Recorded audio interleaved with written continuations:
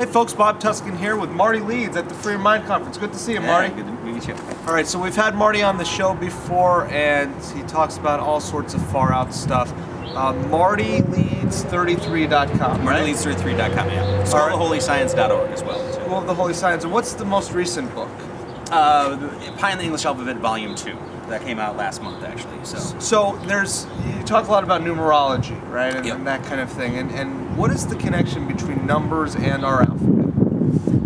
Well, basically, what I go over is that I think there's a mathematical structure behind all alphabets, basically. And we know that Greek had it, we know that Hebrew had it as well, and so basically I just kind of looked for one in the English alphabet and found it. So you found it, and is it based on the letter? Is there for each letter a different number associated with it, kind of deal? Yeah, it's basically using a septenary system, or a system of 7, and so basically you can actually walk up to, you can split the alphabet A through M and N through Z, and then just go 1 through 7 and then 7 to 1.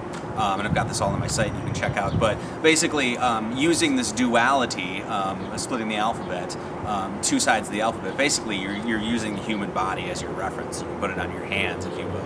And then walking up to 7 and then back down to 1. So A is 1, B is 2, C is 3, etc.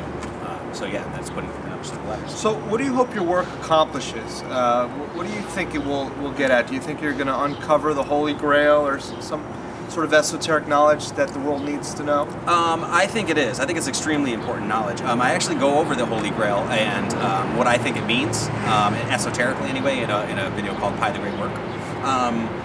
But yeah, I mean, for what it's done for me anyway, is completely change how I look at spirituality, theology, symbolism, mathematics in general, and language. So it's completely changed my perception of all these things, you know? Right.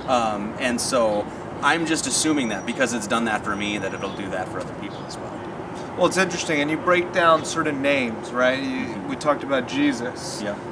Explain to me again, remind me the significance of the name Jesus Christ. That's actually what I went over in my lecture here.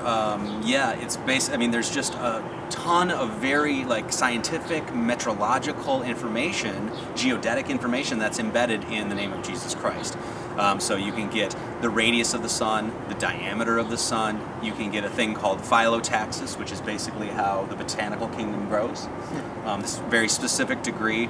And yeah, so all of this stuff is encoded in a single name. And when these ancient people were writing these books, like the Talmud and the Torah and that sort of stuff, they were writing it Kabbalistically, or with Gematria, which is the idea of assigning numbers to letters. And so this is why when you read something like the Holy Bible, it's very cryptic. You know, it's not right. It's not written as say Dan Brown novel or something, you know what I mean? It's very symbolic. So, and the reason it's written like that is because it's encoding the numbers. Interesting. And what about geometry? How does that fit into your work?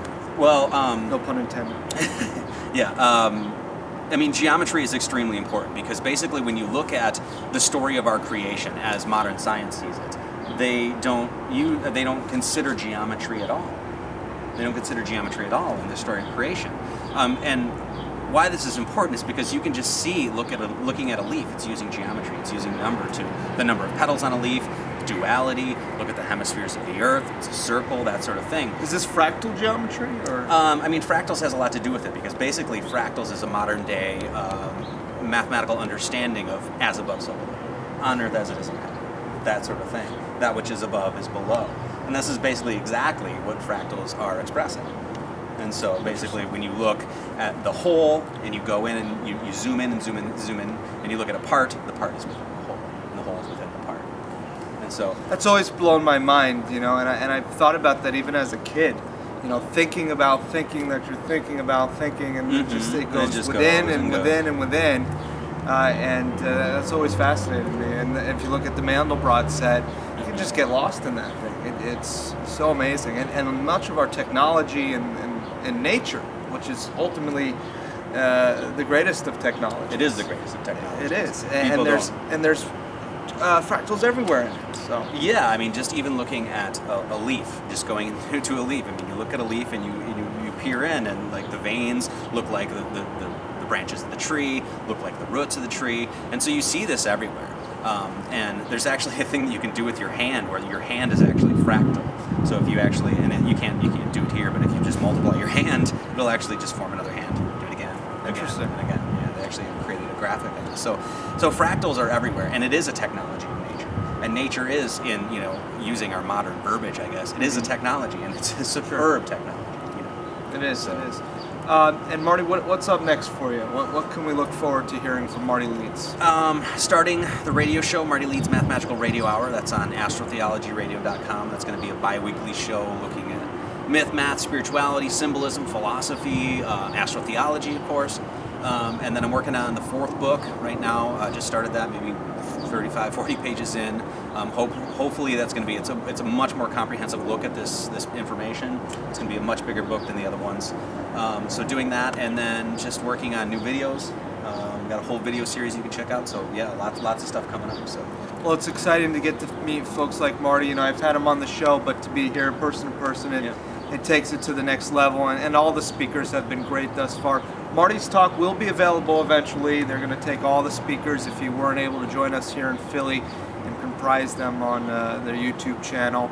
And I'm sure you'll get a chance to see from Marty in many other respects as well, and much of what he just mentioned.